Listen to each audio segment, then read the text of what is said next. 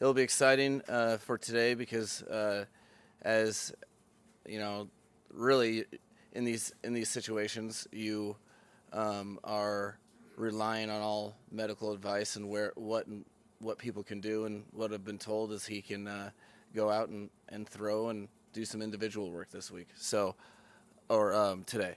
So that's exciting for everybody, just because really we just miss his personality. He's a guy that we rely on. Not to mention all of his play and all that stuff. Now, um, uh, when talking about this week and playing, I don't see a scenario. I don't see him um, being active, and I'm not gonna. I do not plan to have him play at all. It's something that this whole process is a little tricky, and today he's just getting back to playing football for the first time in 2 weeks. He hasn't been on a field playing football in 2 weeks, so today the focus is, again, I'm not trying to get ahead of myself and think about the Z component. I'm worried about A, and A is getting him on the field and having him throw a football and being around his teammates, and that's what today's step is. And then moving forward, we'll go about 12 to 24 hours, right? But I can say with certainty that he's not going to be playing this Sunday. Teddy is currently progressing through the protocol. He feels good. His the soreness on his pec is getting better. But in this stage of the protocol, he is unable to do anything football related with his team. So you guys will, when you guys are out there, I'm sure you'll see him, but he won't be with the rest of the guys. He'll be on the side working with the trainers and trying to progress through this stage of the protocol as deemed. The really that Teddy's whole week is going to be he's just getting back and able to do and work with the trainers today. Tomorrow he'll be able to do a little bit of football in a limited capacity, and as a result, we'll be moving forward with planning on starting Skylar Thompson this week. The stages are a foreign language to me. I don't really keep up with them because it's very simple. You're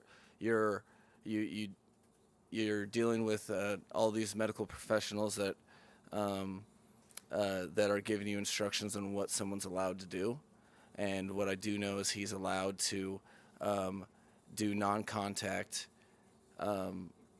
football tomorrow in a limited capacity. So he's that's where we're at. I'm not really sure what stage that is, but that it's the stage as I understand it is that he can play a little football, but it can't be in any sort of situations where he can engage in contact, and thus it has to be a very limited role.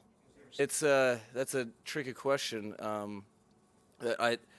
As long as everything goes to plan, with regard to his protocol procedure, I'm very confident that he'll just in Teddy in general, and so he'll be active for the game in that scenario and be backing up Skylar. No, so that it is accurate in that there is a definite scenario that he will be cleared before Sunday's game, but in this particular scenario with regard to him, like I just said, he hasn't done a thing on the football field for literally 2 weeks. So I don't think that wouldn't be fair to the player. That wouldn't be fair to the team. I think that's something that that I don't feel comfortable putting him in that situation. So I guess whatever Barry's sources are, they're pretty accurate, and I need to find out who your sources are.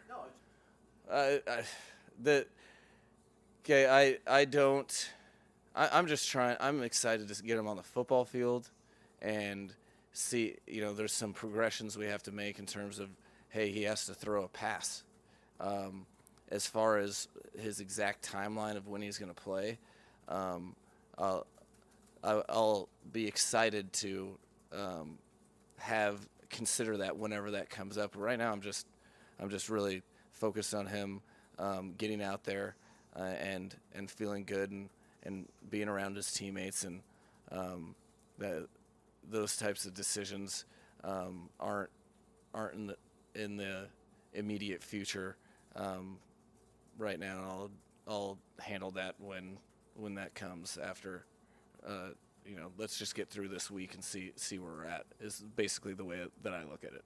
And well, again, I as a football coach, you want to make decisions based upon information, and I'm much more comfortable making decisions in my area of expertise.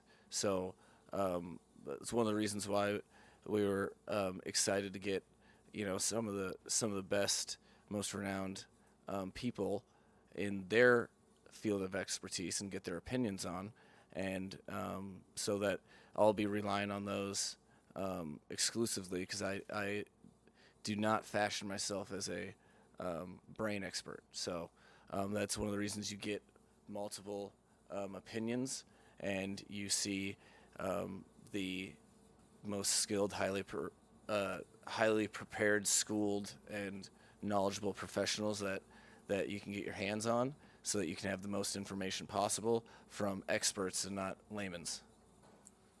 What gives me the confidence is that I wouldn't do it if I didn't think the team would agree in terms of their confidence for him. You're always trying to keep the pulse of how everyone feels. The quarterback's job is to make people better, and he's, as you guys have noticed, as a lot of people have noticed, he's not the run-of-the-mill rookie.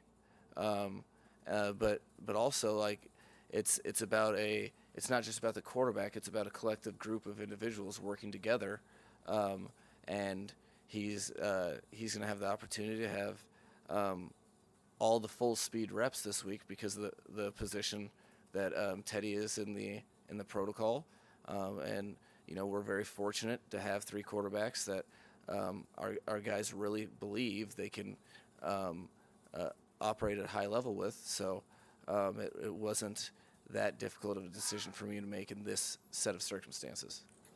If there's no setbacks and he clears protocol, yes, he'll be backing up. Somebody in the room on the side. Huge, because in a game experience for a quarterback, you get coached. There's a lot of stuff going on, and you're taking in information from 1, 2, 3 voices. But then when you have a peer that has gone through it and has seen it, that translation, it might be one word, it might be a pat on the back. That teammate support is a very immensely huge thing for a player like that, and that's the great thing about that room, that we really I hope all the rooms on our team can really be inspired by that group, because they support each other, they make each other better, and it will make a definitive difference for sure, having that support from his brother on the sidelines this week, because it was a lonely sidelines last week. All Skylar had to talk to was Bevel and myself, and we're great guys, but not that great at conversations. Yeah, I mean, it's exciting. I mean, it's a dream come true. Something that I've worked for my whole life, but there's a ton that goes into that, I didn't get here just by myself, and there's a lot of people that have contributed to help me get to where I am today. My family, my past coaches, my current teammates, Teddy and Tua. there's a handful of people that have helped me get to this spot, and I'm not the type of person to point the finger at me and I did it by myself and all that type of stuff. That's not the case at all. So I'm very grateful for this opportunity, and I'm super excited to go to work today and have this opportunity in front of me. Yeah, there was lots of learning. Definitely some things to be proud about and excited about moving forward. But then there's definitely some plays out there that I wish I had back. But